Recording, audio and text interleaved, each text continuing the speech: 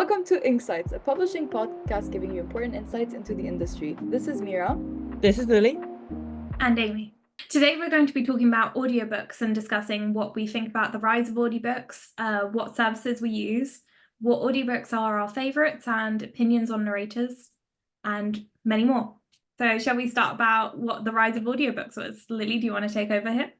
Sure thing. So I'm someone who, until a couple of years ago, definitely didn't listen to audiobooks. When I was a child, I had listened to them, but kind of in CD format. And kind of what really facilitated the rise of audiobooks was this massive increased popularity of podcasts and people getting really used to listening to things on their phone that was more than just music. And then lots of services started to spring up. So Audible, nowadays you've also got Spotify, although Audible still kind of rules the market, and various different subscription services through which people would be able to listen to audiobooks.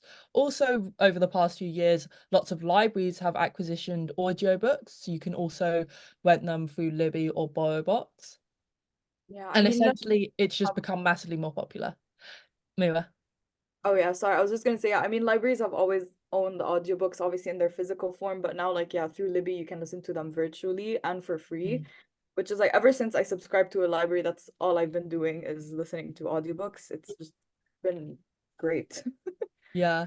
And in terms of kind of how we listen to audiobooks, Mira, I think you're the same as me. We all kind of find it very nice to be able to sync up listening to audiobooks and reading the physical book. So not at the same time, but just kind of flicking between the two depending on what we're doing. So you don't have to, if say, for example, I think Amy, you were mentioning this, if you had to do a lot of chores in a row, you'd like to be able to continue reading your book without having to interrupt, and this is kind of a way you can. Yeah, because I share a kitchen with 11 people. Actually, technically 12 since we have boyfriends and all sorts going on. And so that basically means that what do I do when I'm doing my washing up? There's only so many things I can do. I can watch a movie, but then it gets oddly embarrassing if someone walks in and you're watching a movie. It doesn't matter what the movie is, it just is embarrassing. It feels like they're judging you. But having an audiobook on whilst I'm doing things like that, it's unexpectedly been a great thing to do. So that's my new favorite. Yeah, I agree. I'm last year, I think I I canceled all my music subscription services. I'm like, you know what, when I'm busy or doing something, I'm just gonna listen to an audiobook. I can't be asked to listen to music anymore. So that's all I've been doing. And you were mentioning about having alternating between an audiobook and a physical book. Like for example, I'm currently listening to Babel in audiobook form, but I also have an ebook version of it.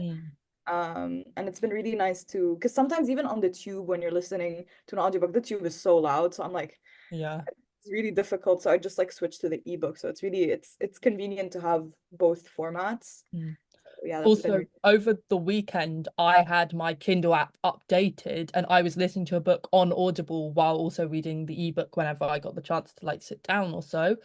And they had finally made it sync up so that you could just listen to the audiobook and it would automatically tell you when the Kindle you have to go, which makes things a lot easier. I believe a couple of years ago they announced a new Kindle, was it the Oasis 11 or something, that would also have a facility for listening to audiobooks, and the Paperwhite that I have also stores the audiobooks on there. So I think all of these things, and of course everyone carrying their mobile phones 24/7, just made it a lot easier for people to kind of turn to audiobooks, especially for, as you say, Mira, long commutes. There's actually a service that we learned about, we heard about in future books called Zigzag, where they do they sell their audiobooks and ebooks at the same time, so you get both at the same time for a really interesting a subscription paying model.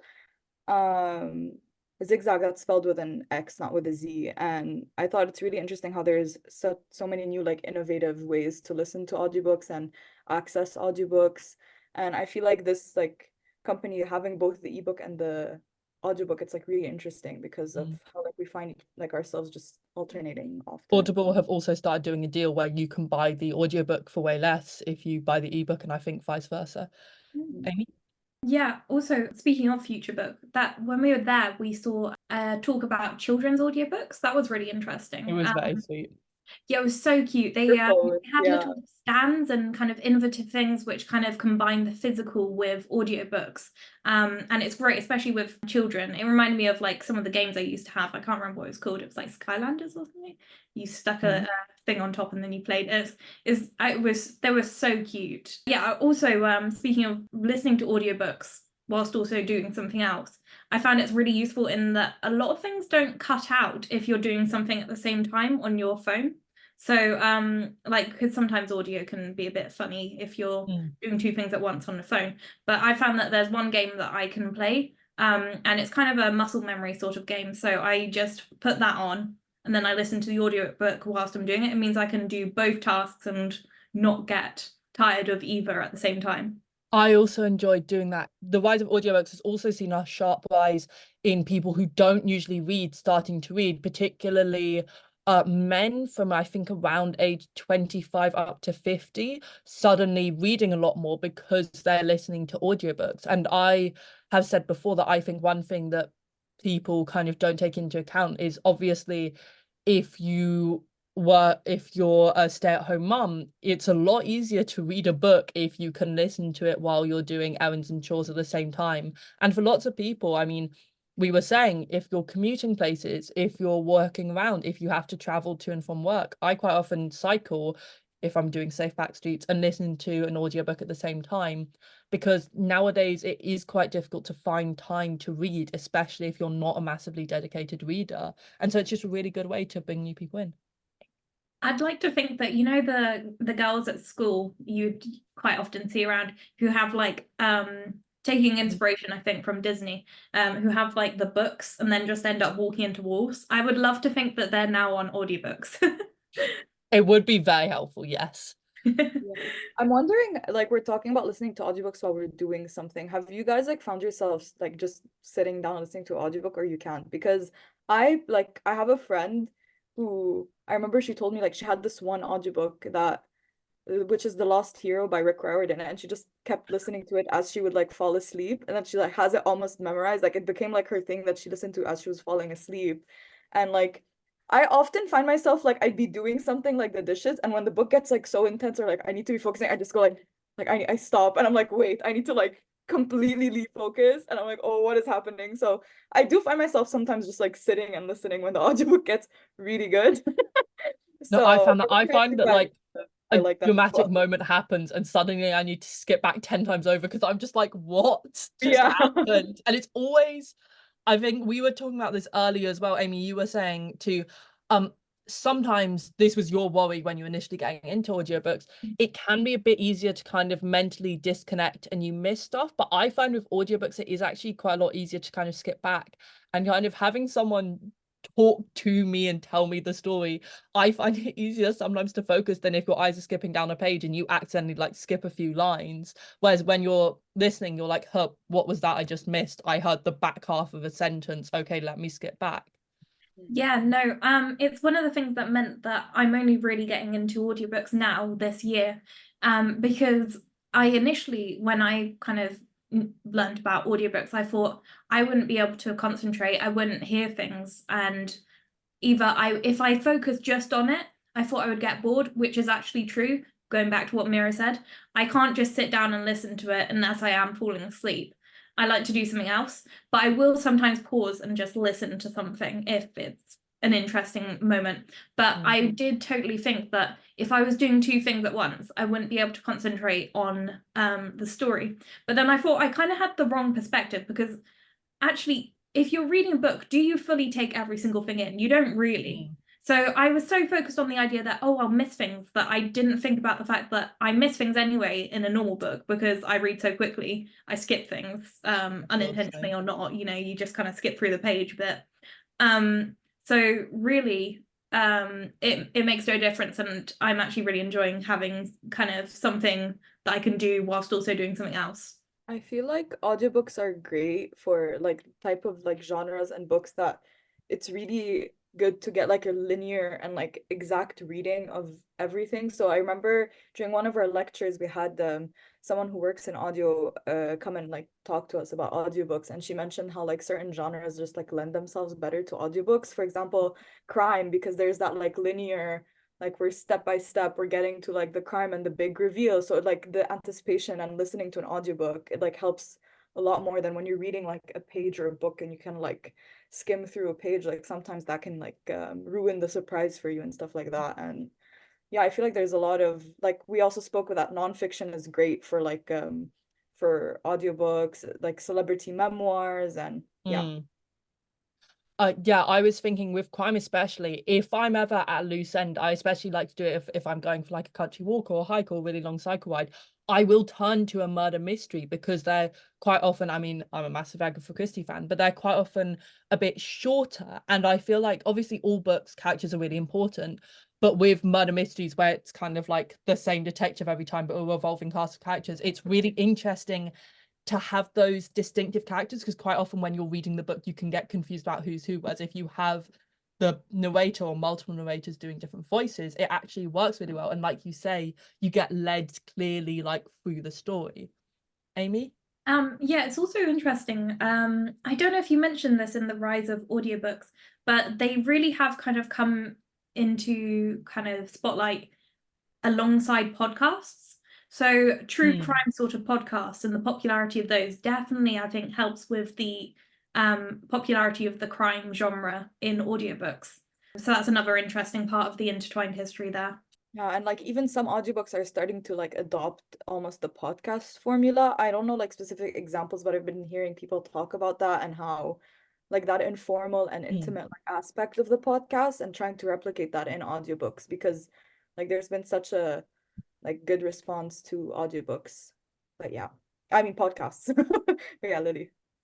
I found that with, there's this book I love, Women versus Hollywood by Helen O'Hara, who's this really great film critic. And she, of course, has a normal audiobook for it, but she also has a podcast where for every episode, she goes through a different chapter.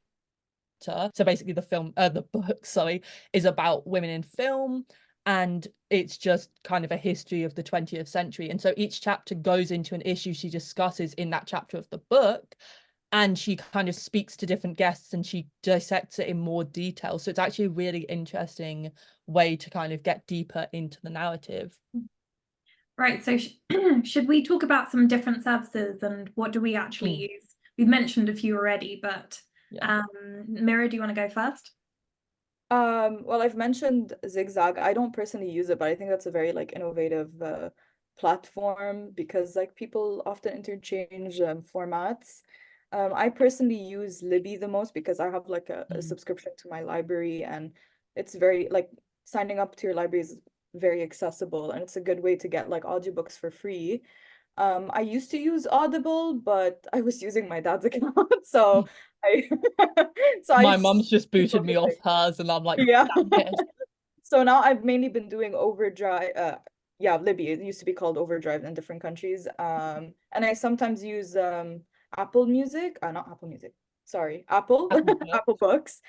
Because they often have lots of deals on there. And like we were talking right before we started the podcast about the classics that are available for free. So it's a really it's I feel like audiobooks can be expensive on their own for sure, but there are different like avenues that make them more accessible. Oh yeah, there they are. Oh, I yes, actually it's a listened very nice to Pride list. and Prejudice version 1, and it was really good. Really Oh, good. lovely. Yeah, I mean, I really kind of shop around. I just kind of see, I first go BoyBox, Libby. Audible has quite a few audiobooks that they've produced. So I just kind of shop around. I have a couple, there's nowadays a few different subscription services, including things such as Everand, where they have some things that are, out of copyright or that you can get as a deal. So if you subscribe to them, you can listen to a certain amount of audiobooks each month, which I find really useful because I'm someone who can read really fast, and quite often, like I was saying, I flick between a book. So just this past weekend, I got an audiobook on Audible and I only listened to like, I mean, to be fair, it was probably a good couple of hours, but I then spent most of my time listening to the book. So for me, I just kind of go where the deals are, which feels bad because I really want to appreciate them and the work that's been put in, but quite often it's audiobooks kind of feel slightly different to books because they don't feel as succinct, which is also why I like BorrowBox, because that way you can just get it and then return it and you don't have to feel bad about how much you do or don't use it. But I do also think Spotify I do quite enjoy because you have 20 hours, I believe is still the rule, to listen Wasn't to it for free. 15? Or did they change it? Why is it 15? I think so, because I think I was mentioned that Future Book that it was like calculated based on like how long people listen to podcasts, and they kind of like translated that onto 15 hours a month for Spotify.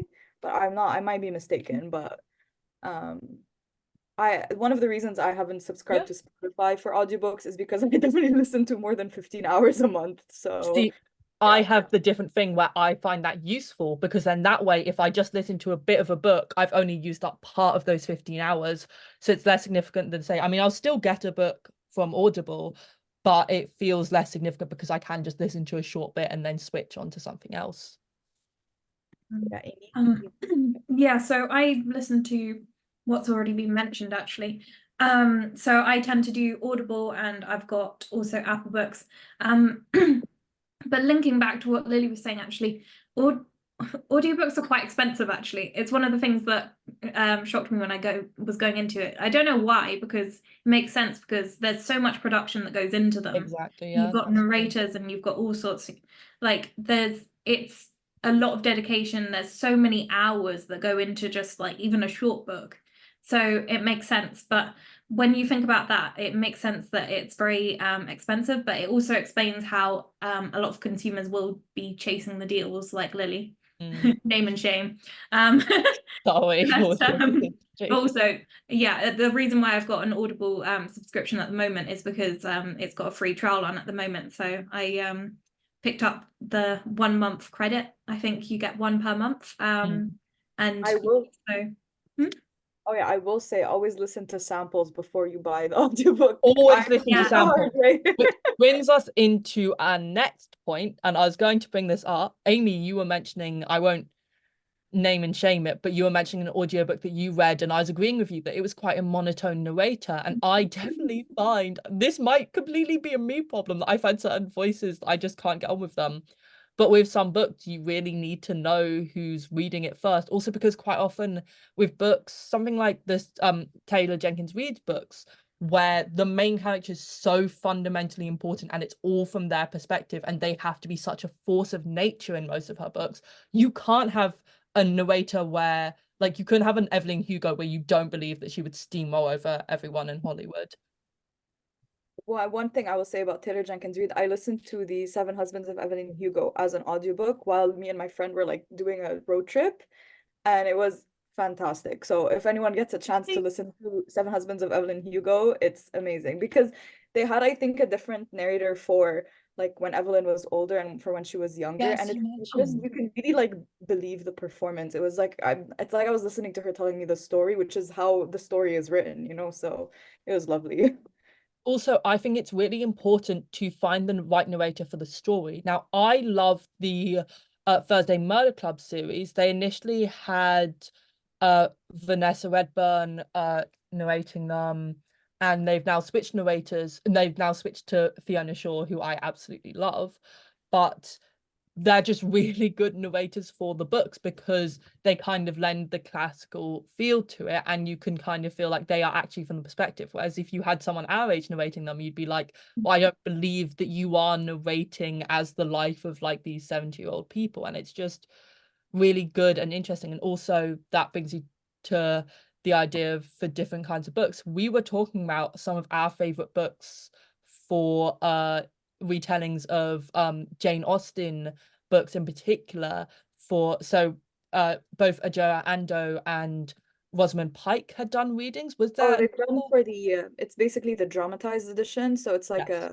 a perform it's not like audiobook, it's like a dramatized audiobook. So I think There yeah, was Rosamund Pike did for Pride and Prejudice and she did Sense and Sensibility and it was really yes. good as well. And then Yeah. Adjoa Andoh did a normal reading for Pride and Prejudice, but they both worked really well. So I think with audiobooks, casting is very important, which also, I mean, Amy will, I'm sure you also have some audio pet hates, but I was going to mention romance audiobooks are a massive thing, and they're a big deal in the romance reader community, because these are especially the kind of books where you read them really quickly and you go through whole series, so you have to have them be good. Like I, for instance, always end up at some point getting the audiobooks for the Ali Hazelwood books, because I know I'm going to reread those books a million times over, and they're usually really well cast.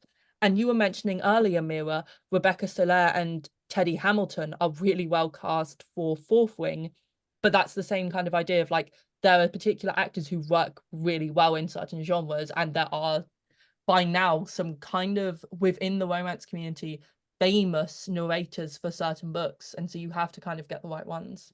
Yeah, Rebecca Soler is one of like my favorite narrators as well. She's done so many audiobooks I've listened to, and they're all within the same genre. So she's done the Caravel series, she's done the Once Upon a Broken Heart series, and the Fourth Wing series. So I feel like it's within this like romantasy genre thing. So it's a good way you have this like voice association with a specific genre. So yeah, no, she's fantastic.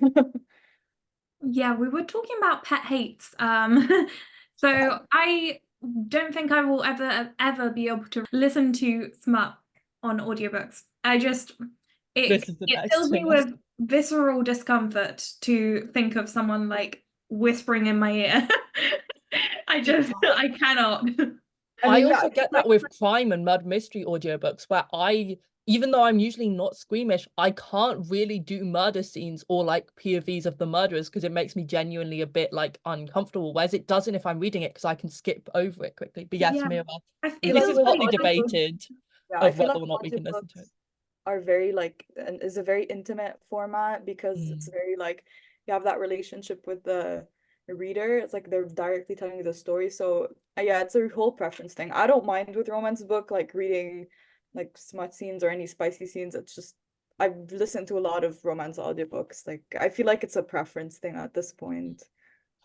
I don't mind it either, but I do feel like you say, it's kind of a preference thing, and I think it kind of, with romance books in particular, you notice more if there's issues with the way the books are written when you're having them read out to you, because again, it's these kind of books where the two main characters are so important. And so I was mentioning one pet hate, and I won't mention any in particular, but there's quite often these dual narration books for different romance audiobooks.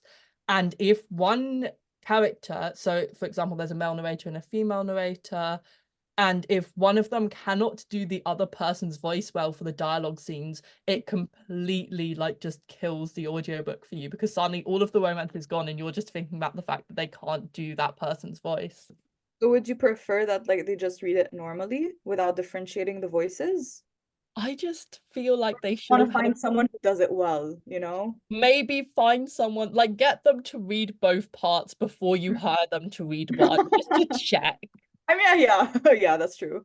I think it's quite difficult with audiobooks. There's a lot of personal preference, which Mm. obviously is a thing, but it's even more intense with audiobooks, I think.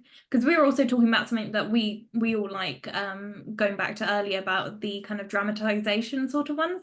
I think we all quite like the idea of having like little sound effects, a bit of kind of feeling like you're in the action, feeling quite kind of like in the middle of the story. I think that that's actually a really nice addition to books, but I think some people don't like it. So there's a lot of kind of tension points like that in the audiobook industry. I know some people find it really distracting from the actual story. I personally really appreciate it. I particularly love multicast audiobooks, because I feel like obviously there are some performers who can do an absolute ton of voices really well. But for books, again, where it's really important that there's different points of view, I really love them to have completely different actors, so you can just really feel them. And obviously some people prefer just to have one person. Obviously it's a lot easier to have one person, but yeah, again, it's a matter of preference. And like you say, audiobooks are a very personal medium. It's like if every book we read had a completely different text font and everyone had to just kind of find the books they were okay with the text font as. It's the closest comparison I can find for that. That just But makes yeah, me I think of feel Kenzie's phone. Oh, don't. but oh yeah. But I feel like yeah, with audiobooks, I feel like I love when they add like music between the chapters and like the Mm. introduction. So one of my favorite audiobooks is or two of my favorite audiobooks are Coraline and the Graveyard Book, and they both like have sound effects, and not in the way of like a dramatized like version of it is. It's more just like to like ease you into the story. And Mm. I'm not sure if it was the Graveyard Book or Coraline, but there was like a full band like orchestra situation, and it was so cool, and it really got you into the like gothic mood of the story. And I had, and one of another thing that I wanted to get into as well is the fact that Neil Gaiman himself is the one narrating the books. I feel like that made the experience so much better because like he's the one who wrote the story. He knows how to like tell it. I mean, not of course not all authors can be narrators, Mm. but if they could, I feel like that would add so much value to the audiobook. But yeah, I almost did my dissertation on this topic. But yeah. Oh, same. So I wanted to say, I read this article, an academic article. I think it was audiobooks and academic texts, which was a really kind of off the beaten track. And basically, it was talking about how there's this issue at the moment where people are kind of trying to figure out how to do references. And I don't actually have a like kind of solution to this, but it was a very interesting kind of question where if you have a lot of references, how do you reference that in text? And then also how, like, do you just do all the kind of footnotes in a big chunk at the end, or do you make it skippable, or do you just kind of go look in that ebook for the references, look in the PDF for all the references? So that's actually an interesting one as well that we people don't often consider about audiobooks. What do you do with academic books? I found that a lot as well with there's this book, The Wager by David Gran, who of course wrote Killers of the Flower Moon, and I really enjoyed listening to the audiobook. It's read very well. But it wasn't until I picked up a physical copy of the book and leafed through it that I suddenly realized, oh wait, there are pictures in the center of lots of things that happened. And I had no idea of that because obviously it's really difficult to translate and you don't just want someone reading, here is a picture of X. But like you say, you have to find some way to work it in. Obviously, you can't have the full reference list, but there should be some way to work in extra notes. I definitely know some books, some non-fiction books that do work in the footnotes and they just kind of read the footnotes in a slightly different tone of voice, but it still works very well. I'm currently listening to Babel. It's not a nonfiction book. I'm sure everyone has heard of it.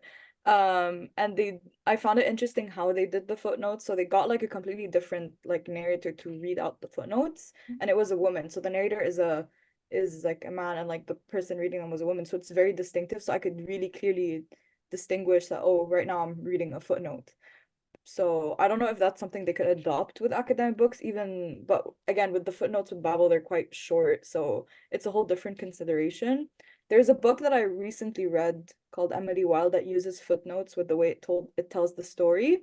And the footnotes are quite long, so I don't know. I'm curious to see how they did that with the audiobook. Like now I'm tempted to buy the audiobook so I can see if they got a different narrator to do the footnotes, or because like in the end the footnotes are also written by the main characters, so it would not make sense to get another narrator. So I don't know, I might go listen to it now because I'm curious, but Yeah, it that's was really interesting really to consider. it was a really interesting article because basically it was talking about it. You really do need to differentiate between what is actually the body of the text and what is the references and footnotes and stuff like that. But also, you don't want to. It's kind of like it's a question of what the priority of the text is, whether it's the main text and whether it's footnotes. And if you interrupt for the footnotes, will the text still make sense? So it's quite a complicated issue, and it's quite interesting that you talked about like Babel because, and also Emily Wilde, because I hadn't really thought of those. There are some like trade consumer sort of titles that have the same thing, especially at the moment. It seems to be in one of the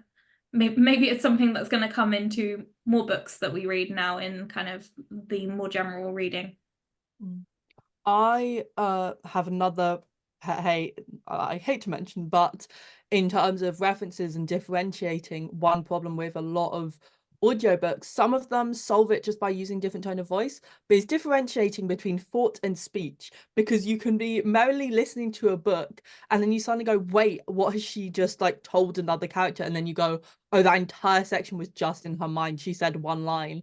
But that's the kind of thing where it's like, we really, like, as we progress with audiobooks, need to figure out how to differentiate that, because it can kind of take you out of it. And one great thing about audiobooks, as I think we were all saying, is the way that you can get pulled into the story that sometimes doesn't happen with physical books. And I think that one thing I wanted to mention in terms of the great advantages of audiobooks is how they help with multiple different disabilities. So of course they're very helpful for people with dyslexia, people with issues with sight, but they have also in studies been proven to be really helpful for people with ADHD who kind of find it very difficult to focus on books. And with audiobooks, they get far more immersed because they're not forced, like we've been saying, you can do other things at the same time, you can multitask. You're not forced to sit down and try to make yourself just read a book. Yeah, that's true. And like that's also like I've noticed an increasing like in with children's books, a lot of picture books have like QR codes that give you access to an audiobook version of the book. So it's I feel like because like there's been so many studies about like how children like prefer like listening to audiobooks over just like sitting and reading. And while it's not like an accessibility or disability issue, I found it interesting that they're incorporating them into the books instead of having them purchased separately.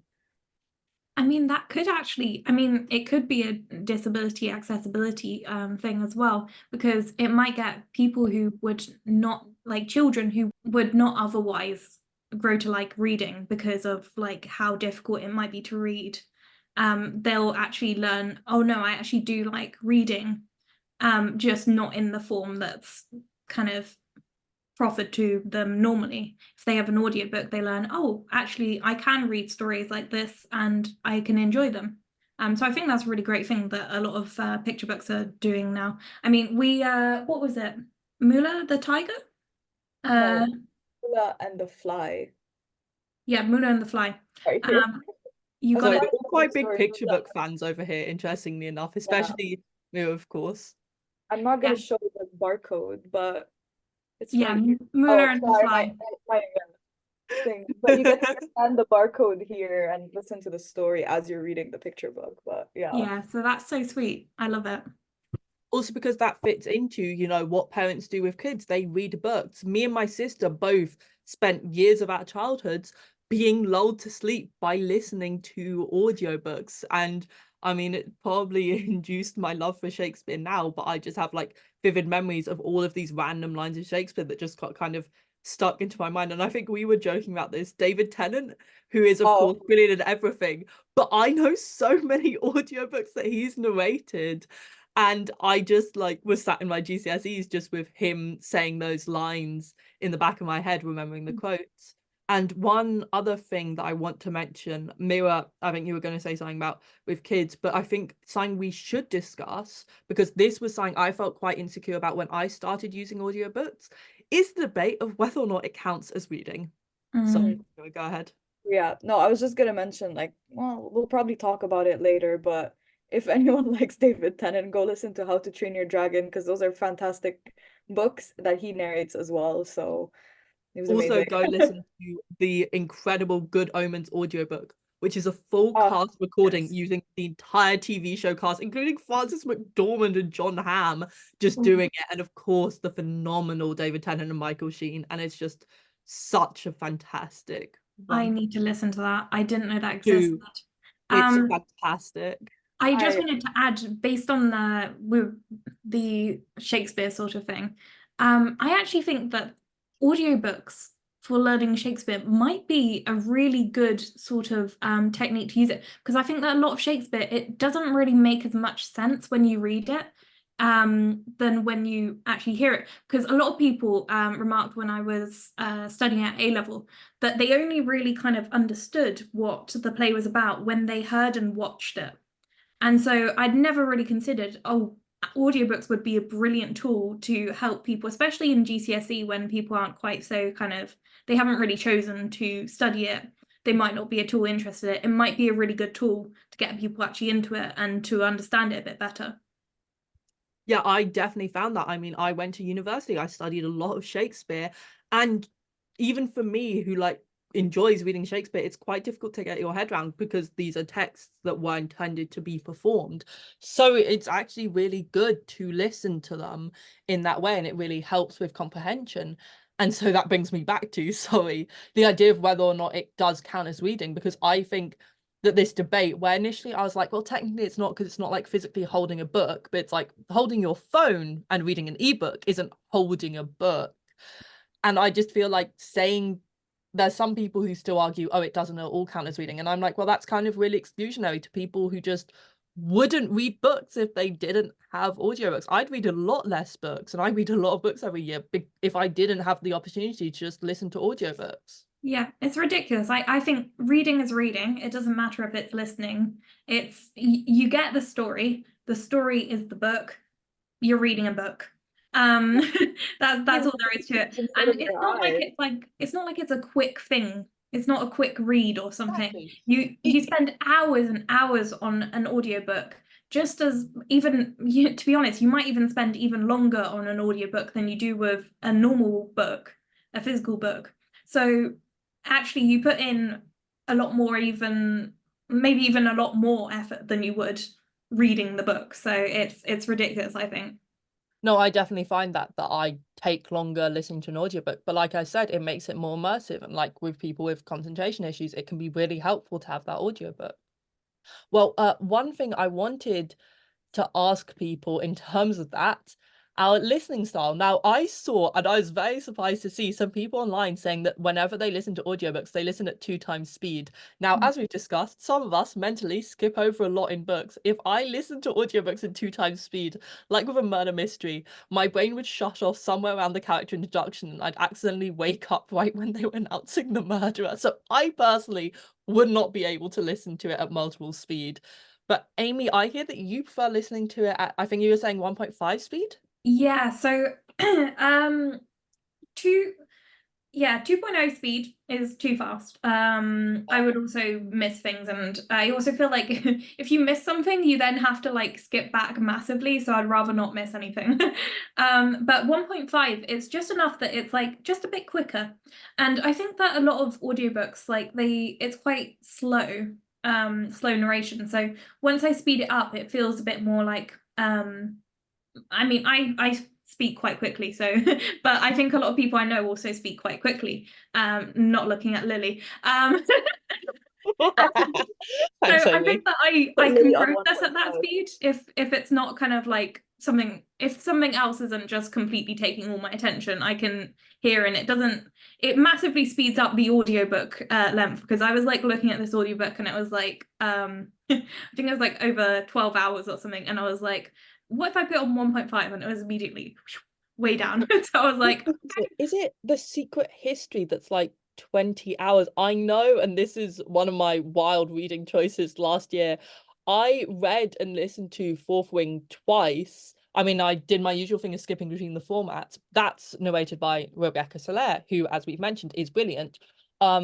And it is 20 hours long, and I did like get really into it because it does get quite restful, and I think it can work quite well with a really long book, because I personally find if you have a tome of a book, you can really love it, but it feels a bit disheartening to look at it. So nowadays, I just don't look at how long an audiobook is, and I get way more into it than if I was reading the book and being like, oh, are there 200 pages left? I'm never gonna finish this book.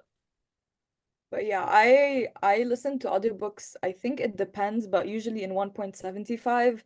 But I also Oh, listen to everything and watch everything in 1.5. So I listen to voice that's notes in concerning. 1.5. I watch YouTube videos in 1.5. So I'm just built that way. That's why you're such a fast replier. mm, Yeah. So I'm not only listening to half your voice now, I'm listening to the whole thing in like 2 times speed usually. oh, Okay. Surprisingly, I well, listen to yeah. Lily in 2 times speed. So I know she's a fast talker, Oh, but I still understand. I don't know. Yeah, Maybe I got no, I do as well. um, It's it's because Lily sends a lot of very long voice notes, so um, if you don't put on I get my own audiobook in Lily voice notes, I was but yeah, listening to a exactly. recording of a meeting earlier today, and I had it in 1.5 speed, and then it get to my bit where I started talking, and I was like, I have to go it to 0.5 speed to even understand what I am saying. yeah. When I I just know. said it. I I find think that like listening to Lily's audiobooks. voice notes were my first kind of dip into audiobook territory. Oh my God. I'll But yeah, take it. I find that listening to audiobooks in normal speed for me at least is very like because it's so slow.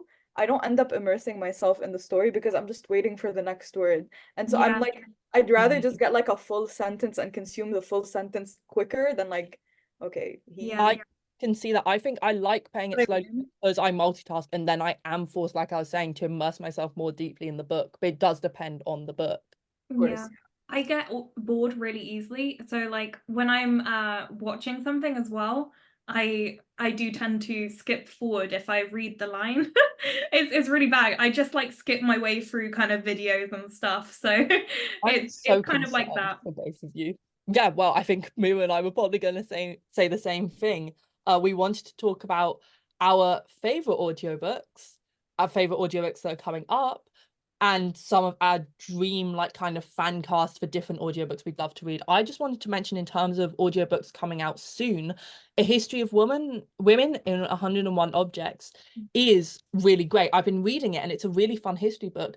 But what they did, which is absolutely genius, is they have got 101 women, from everyone down to like assistants on the podcast design to Margaret Atwood to Gillian Anderson, to just narrate a chapter each. So each chapter is really short about one object that was really significant within the history of women.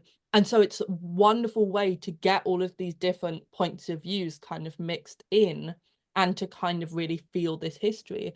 And for me personally, one of my favorite audiobooks is Patricia Wants to Cuddle by Samantha Allen. And the audiobook is, as I mentioned earlier, I really like, read by a full cast. And it's just really well done because you get all of the perfectly infuriating and different characters, and you just kind of really believe in them. And spoilers, but it's quite useful as a horror novel to figure out who's who when people start getting bumped off. But yeah, about dream narrators, we made like a huge list because we just kept going and going. Honestly, I already mine's the mentioned David Tennant because I loved his voice. How to Train Your Dragon narrations.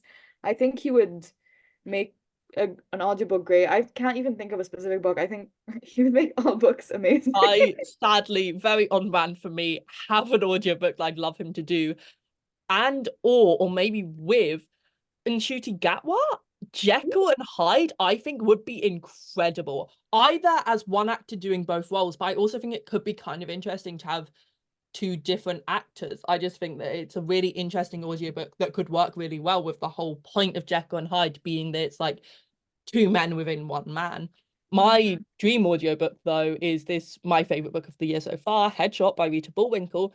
Doesn't have an audiobook yet, and I just have like this hit list of, people like Saoirse Ronan, Nicola Coughlan, Morfydd Clark, Millie Alcock, Florence Pugh, Erin Kellyman, just great young female actresses who I'd love to do a full cast audiobook. In case anyone doesn't know, it's about this boxing competition in the US, and every chapter goes into the match and like the past and future of these girls. So it would be the kind of book that would completely lend itself to a very immersive experience with a full cast.